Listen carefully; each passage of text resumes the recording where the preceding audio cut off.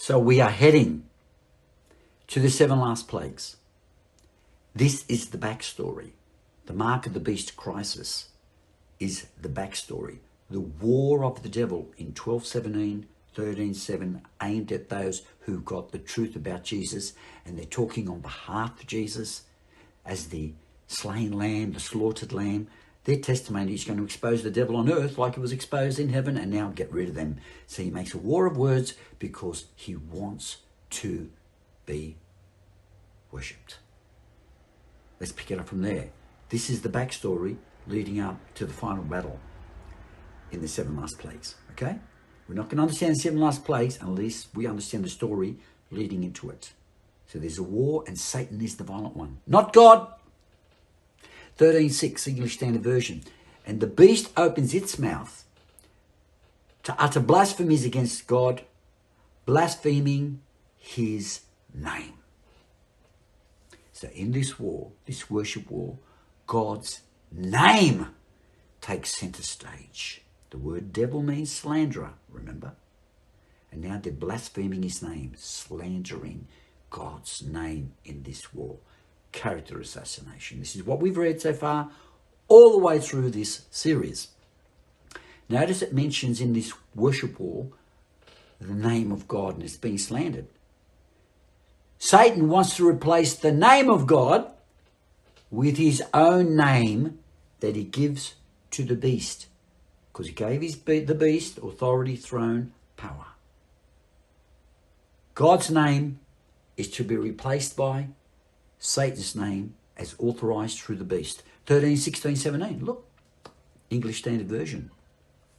It causes all to be marked on the right hand or on the forehead.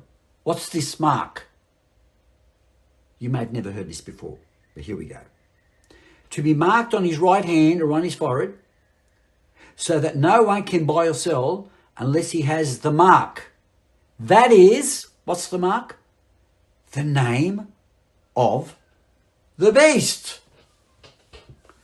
The mark is the name of the beast. The contrast is obvious.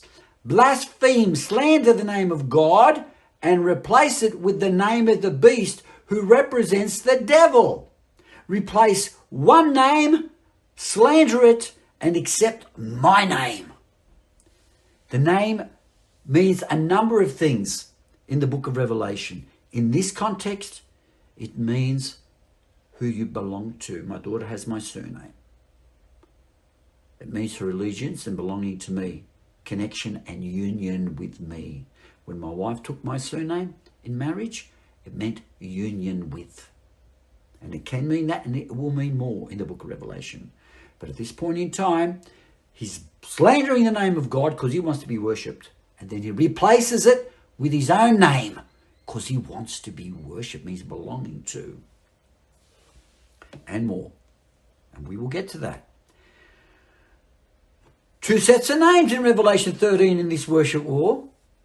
The name of God and the name of the beast who has the name of his father, the devil. Which name will you have? The name is also mentioned in chapter 14, verse 1. The story of chapter 13 has not ended. Once we go past 2 more verses, we're in 13:17. You jump down to 14:1. It's just 2 verses down. It mentions the name of the beast, blaspheming the name of God, and then you've got the other ones who've got the name of God. The name that's been blasphemed. Look, you've got some loyal to the name of God. We belong to Jesus. We follow Jesus. We follow the Father. We know the truth. 14:1. Then I looked and beheld, on Mount Zion stood the Lamb. Hello? The Lamb who's what? Slaughtered by the dragon. Don't ever leave the Lamb out of this story. When it talks about Lamb, we are meant to mean the Lamb that was slaughtered by the enemy and revealed the worthiness of the one sitting on the throne. So the focus is now back onto the Lamb, the slaughtered Lamb, and it will be in connection with name. Look.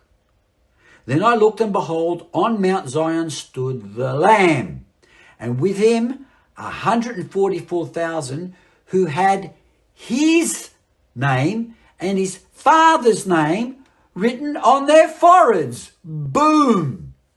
Whose name will you have in this final war?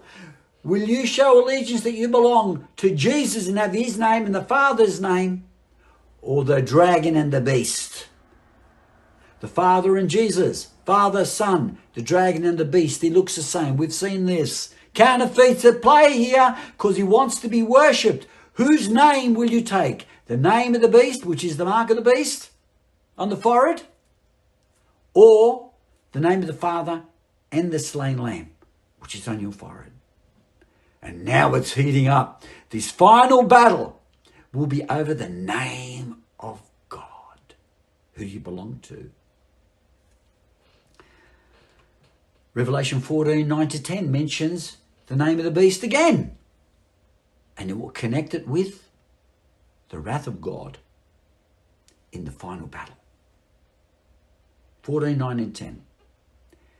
And another angel, a third, followed them, saying with a loud voice, if anyone worships the beast and its image and receives a mark on his forehead or on his hand, he will also drink the wine of God's wrath. And then in verse 11 it says quite clearly, they will be tormented with fire and brimstone and smoke, and this torment will come from the devil, those who receive the mark of his name. God's wrath will be poured out on those who get the mark of his name if you worship the beast who was authorized by the devil. So it's a worship war, and it's totally centered on the name of God. And in chapter 13, they are blaspheming the name of God and want to replace it with the name of the beast who is the son of the devil. It's a worship war. And they blaspheme, they slander the name of God and then want to replace it. And then you'll get the wrath of God. What? God is violent after all? If you get the name of the beast and you don't get the name of God, you're going to get the wrath of God. Folks, we've already been through the wrath of God right at the beginning of the series. And I emphasized right back then, please remember this, we did 3. The wrath of God does not describe what God does. Remember I showed you through Babylon? And we'll revisit it. It describes what happens when God releases his protective presence. Right? In the Old Testament, Deuteronomy 31, we read from 16 to 19, somewhere there, that when they abandoned God and worshipped other gods willfully, the God said, okay, I'll pour out my wrath. I will turn my face. I will remove my protective presence, and then the other gods are going to smash you. Remember that? That's what we've got here. At this point in Earth's history, the world has abandoned God. They've abandoned God.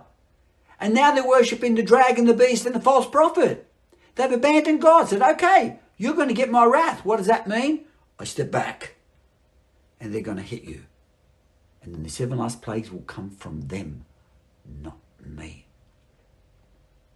Let's just recap. 13, 3 and 4, we'll finish here. By this time in Earth's history, the world has sold out to the dragon and the beast and worshipping them. 13, 3 and 4. The whole earth marveled, and they followed the beast, and they worshipped the dragon. See, the world is worshipping the dragon. That's it. We don't want your God. They've abandoned him. They've rejected him. And for a special reason. For he had given his authority to the beast. You see, they worshipped the dragon because he gave his authority to the beast. And they worshipped the beast, saying, who is like the beast? Who can fight against him? So the mark of the beast, crisis. And the wrath of God coming on that is coming on people who've totally abandoned God. And it's the wrath of God in harmony with what we saw with Deuteronomy 31. God hides his face and they will smash you. And now God pours out his wrath and they will smash you. And we saw that with Babylon in the 7th plague, which was the wrath of God, where God withdrew his power and then evil powers smash one another. Next time.